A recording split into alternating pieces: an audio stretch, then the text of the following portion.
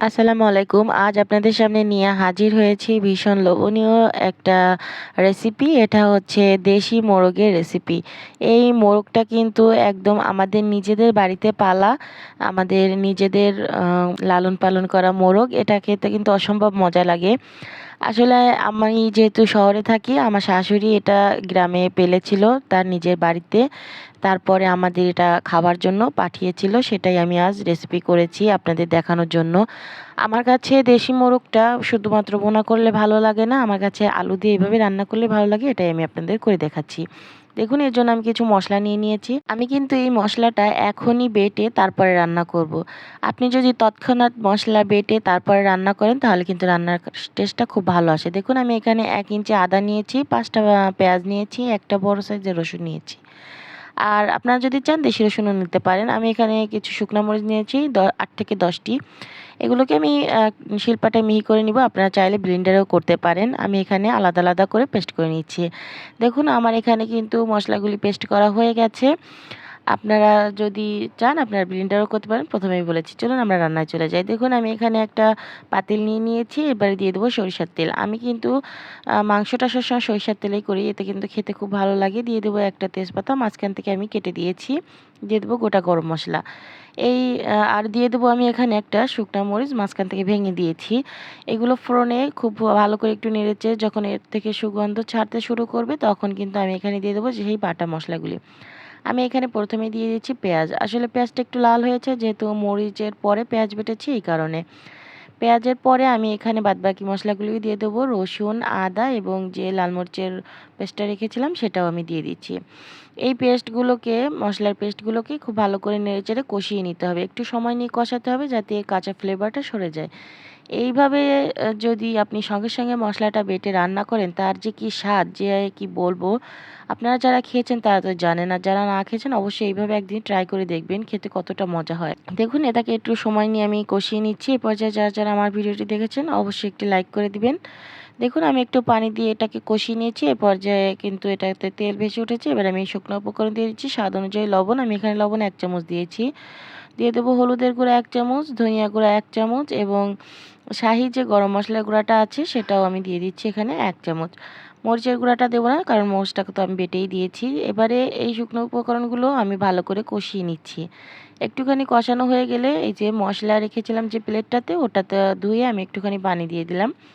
পানিটা দিয়ে নেড়েচেড়ে অপেক্ষা করব তেল ভেসে আসা পর্যন্ত। আমার ভিডিওটি যে দেখছেন অবশ্যই একটু লাইক করে দিবেন। আপনারা অনেকেই আছেন লাইক করতে ভুলে যান। এ পর্যায়ে একটি লাইক করে দিবেন।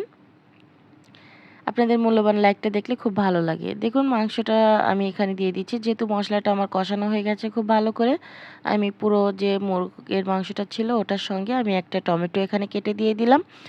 এই টমেটো এবং মোরগের মাংসটা মশলার সঙ্গে খুব ভালো করে মেখে নেড়েচেড়ে আমি এখানে ঢাকনা দিয়ে ঢেকে দেব। আমি কিন্তু এখানে ঢাকনা দিয়ে ঢেকে অনেকটা সময় নিয়ে আমি অফ স্ক্রিনে এটাকে কষিয়ে নিয়েছি। মাংস থেকে অনেকটা পানি ছেড়েছিল, আবার এটা আমি শুকিয়ে ভালো করে কষিয়ে নিয়েছি। দেখুন, আর কিন্তু কোনো রকম কোনো পানি নেই। এবার কিন্তু পুরোটাই তেল ভেসে উঠেছে। আমি প্রায় 10 থেকে 15 মিনিটের মতো এটা অফ স্ক্রিনে কষিয়ে নিয়েছি। দেখুন, আবারও একটু নেড়ে চেড়ে দিলাম। এবারে আমি এখানে দিয়ে দেবো চুই ঝাল।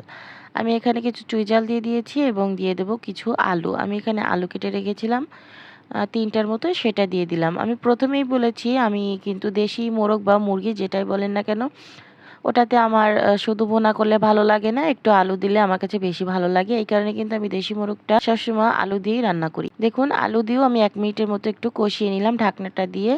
এবারে আমি আবার ভালো করে নেড়েচেড়ে মিশিয়ে নিচ্ছি।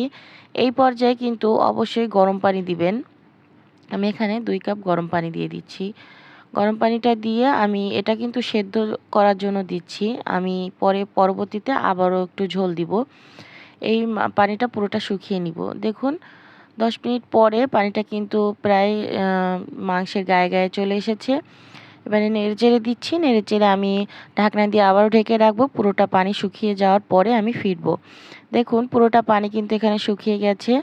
এ পর্যায়ে আমি এখানে দেখুন নেড়েচেড়ে দিচ্ছি। নেড়েচেড়ে আমি এখানে কিছু কাঁচামরিচ এবং পাকা একটা মরিচ দিয়ে দিচ্ছি। কাঁচা পাকা মিলিয়েই দিবেন, খেতে ভালো লাগবে, ফ্লেভার বের হবে। এবারে আমি এখানে খুবই সামান্য পরিমাণে একটু ঝোলের পানি দিয়ে দিচ্ছি। আপনারা যে যেমন গ্রেভি খাবেন এভাবে পানিটা দিয়ে দিবেন। দেখুন 5-7 মিনিট পরে দেখুন আমার ঝোলটা কিন্তু রেডি, গ্রেভিটা কিন্তু রেডি। এবারে আমি দিয়ে দেবো ভাজা জিরার গুঁড়া। আমি এখানে হাফ চামচ করে 1 চামচ ভাজা জিরার গুঁড়াটা দিয়ে দিয়েছি। দিয়ে আবার ভালো করে নেড়ে চেড়ে আমি এখানে ঢাকনা দিয়ে 5 মিনিটের মতো দমে রাখবো। ভাজা জিরার গুঁড়াটা দিয়ে অবশ্যই 5-7 মিনিটের মতো দমে রাখবেন, তাহলে কিন্তু এর ফ্লেভারটা খুব সুন্দর আসবে। দেখুন আমি কিন্তু পুরোটা রান্নাই কমপ্লিট করে নিয়েছি। আমার এটা হয়ে গেছে। দেখতে কতটা লোভনীয় হয়েছে দেখুন একবার। এরকম একটা মাংস যদি গরম ভাতে থাকে তাহলে কিন্তু অনায়াসে সেদিন ভাতটা একটু বেশিই খাওয়া হয়ে যায়। আর যদি বা হয় এটা দেশি মোরগ বা মুরগি, যেটাই বলুন না কেন বাঙালির খুবই প্রিয় দেশি মোরগ বা মুরগি।